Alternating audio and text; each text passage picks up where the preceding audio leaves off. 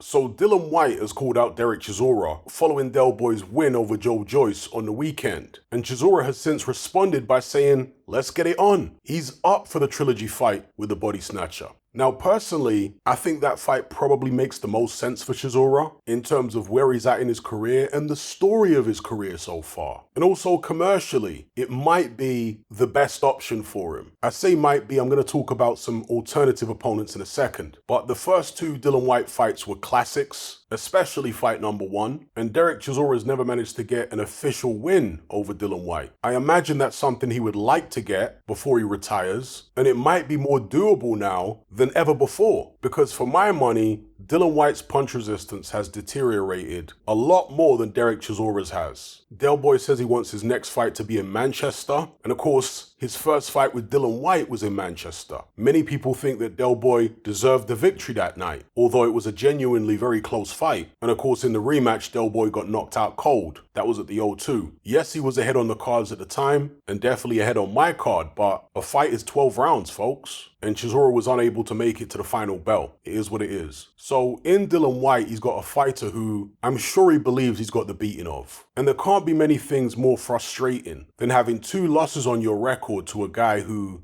deep down, you truly believe you're better than. See, it's one thing to lose to somebody who you know is way better than you. It's easier to accept. But when you lose to somebody twice who you deep down think you're better than, it's going to weigh on your mind a lot more. It's going to frustrate you a lot more. You know what I mean? So there's an opportunity there for Del Boy to try and put that right. Then again, he could fight Dillian Whyte and lose for a third time and wind up in an even worse position in that rivalry than he was before. That's the risk, right? The risk for his own ego. But as I say, I think the Dillian Whyte fight is probably the most fitting choice for the penultimate fight of his career. His final fight, he says, will be in Zimbabwe, his native country. Anyway, some alternative opponents being thrown around are the likes of Zhilei Zhang, Deontay Wilder, Francis Ngannou, and even Johnny Fisher. Now, I think the Zhang fight is the most dangerous for him because, for my money, Zhang is the hardest puncher in the heavyweight division. If not the hardest, then definitely top 3. I'm going to say that Derek Chisora has never been in with anyone who hits as hard as Zhilei Zhang in his whole life. That's not to say that Zhang's power is the be-all and end-all. We know that he can be outworked. We know that his stamina is suspect. But Zhang isn't just a big puncher. He's got skills. He can box. He can set traps, walk you onto shots, and he's got power in both hands. It's not just the left. The right hook up front is equally lethal. So that's a very risky fight for Chisora in terms of his health, quite honestly. But Del Boy likes risk.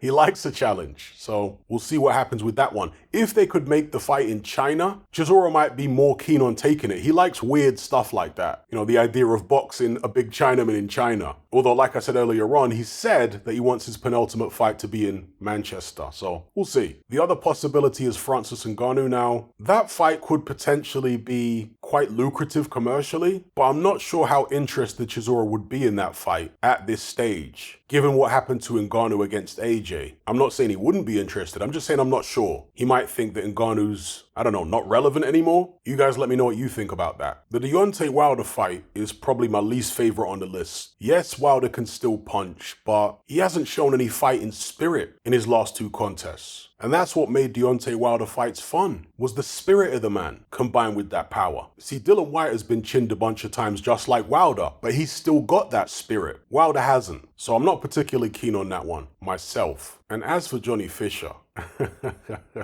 I don't even know whether Eddie Hearn's even serious about that fight, or if he's just using Chisora's name for clout. I guess the measure of how serious he is would be in the size of the check that he's willing to write Del Boy, because he knows there's going to need to be quite a few zeros on the end of it. Chisora's coming off a fantastically entertaining win over Joe Joyce, a fight that all British boxing fans are buzzing about. And that buzz means that people are going to be even more interested in Chisora's next fight. Therefore, he can command more money for his next fight. This is how it works. So let's see how much Eddie Hearn's willing to pay. If he's not talking about 7 figures, then he's simply not serious, because that's the kind of money Chisora absolutely will get if he fights Dillian Whyte next, or even Deontay Wilder. I'm not sure about Zhang or Ngannou, but certainly the first two I just mentioned there. Are you willing to pay Del Boy 7 figures, Mr. Eddie Hearn, to fight your guy Johnny Fisher? If not, then you need to keep Del Boy's name out of your mouth with regards to fighting your guy, because you're not serious. Anyway, to wrap it all up, I think Dillian Whyte is the most logical choice. And one thing I haven't already mentioned is I think that fight has the highest chance of being entertaining because the first two fights were entertaining between them. And since Dillian Whyte's punch resistance is pretty much shot, I think there's a good chance of Del Boy knocking him out this time, something he never came close to doing in the first two fights. So those are my thoughts. Leave me yours in the comment section below.